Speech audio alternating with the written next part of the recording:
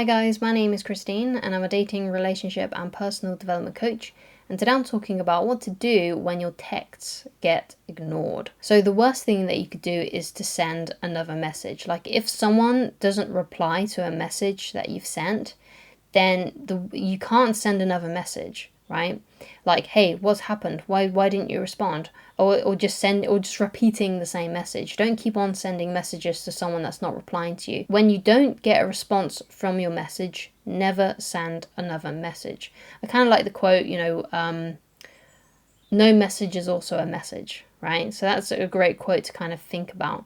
Now you need to be careful with this though as well. You need to give people the appropriate amount of time to respond to you. For whatever reason, it may take them a couple of days to respond, or even a week. Perhaps they're really busy, because what you've got to understand is that you don't really, if this is someone you're just dating and you've only talked a little bit, then you don't really know what's going on in their life. And even if you do know them really well, there might be something going on in their life that they just don't want to talk about. So you need to be really careful. Perhaps they're going through some kind of breakdown, or perhaps there's something going on in their family or something like that. Perhaps they just don't want to talk. Perhaps they're just in a low mood. Perhaps they're having some kind of a mental health issue that they're going through right now, and they just don't want to talk to anyone. They just don't want to talk about it. And perhaps they've got a lot of friends that are perhaps talking to them about it, and they just would prefer to talk to their really close friends about it, or their family about it. They just don't want to disclose it to anyone else. So, or it could be the fact that they're just really busy. Perhaps they've got a lot going on. So you need to give people the appropriate amount of time. Now, if you never hear from them again, then you've got your message. Then you realize that this person isn't into you. They're not interested in you. And you can't keep on sending messages to someone who doesn't want you, who doesn't like you. But you need to understand that, people can change their feelings. Like perhaps right now they're just sort of I'm not really that into them. I don't really want to talk to them. I'm not really that interested in, speaking with them. Which is fair enough. But the thing is that they may change their feelings. Just because someone isn't into you now doesn't mean that they might not change their mind down the road. They might not change their feeling. They might get a different feeling. And it's the same with just because they were once really interested in you doesn't mean that they're interested now. People's feelings can change. You need to give them time to allow their feelings to change. If it feels like they're not interested in you, if they're not responding to your messages, then it can seem like that person doesn't like you. So you need to allow them to have a change of heart if they want to. So you got to give them time and space. And you know what? If it's been a long time and you do eventually receive a message, you do receive a response from them, and you want to be with someone who doesn't, take ages to respond, then you don't have to feel obligated to respond to them. You don't have to have that person in your life. If they do decide they change their mind about you, and you kind of feel a bit put out by the fact that they didn't respond to your initial message. If they didn't respond, then you don't have, and they respond let's say 6 weeks later, that doesn't mean you have to respond to it. You don't have to talk to them again. You could even block them, if you don't really want that. You want someone who responds faster. It's fine. You can have your life, the way you want it, right? You don't have to have that person in your life if you're unhappy with the fact that they don't respond to their messages. You don't have to have that person in your life.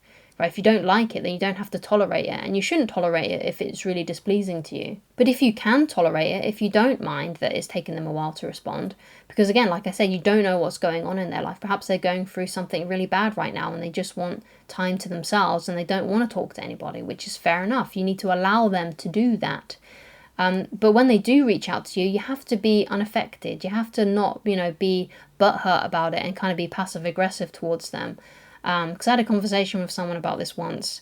I think the person was moving or something, and they wasn't really responding to their messages because they were moving, and moving is quite a stressful experience because I've recently just done it myself.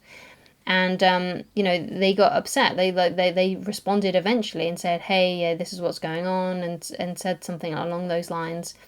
And they sent a really passive-aggressive response because they were upset by the fact that it took them ages to respond. But no one owes you anything. That's what you got to understand. You got to remain unaffected by it and not be butthurt and angry about it. and like try and teach them a lesson by saying, hey, you need to respond faster because this is really disrespectful. You don't want to do that, because it shows that it's bothered you. And if it's bothered you, then it's showing that it's affected you. And if it's affected you like that and you're coming across as really passive aggressive, it's going to make them feel uneasy, because they're like, oh wow, I've only just talked to you a little bit and you're already mad at me. You've already got a lot of emotion involved by the fact that I haven't responded to you in a time that you thought was appropriate.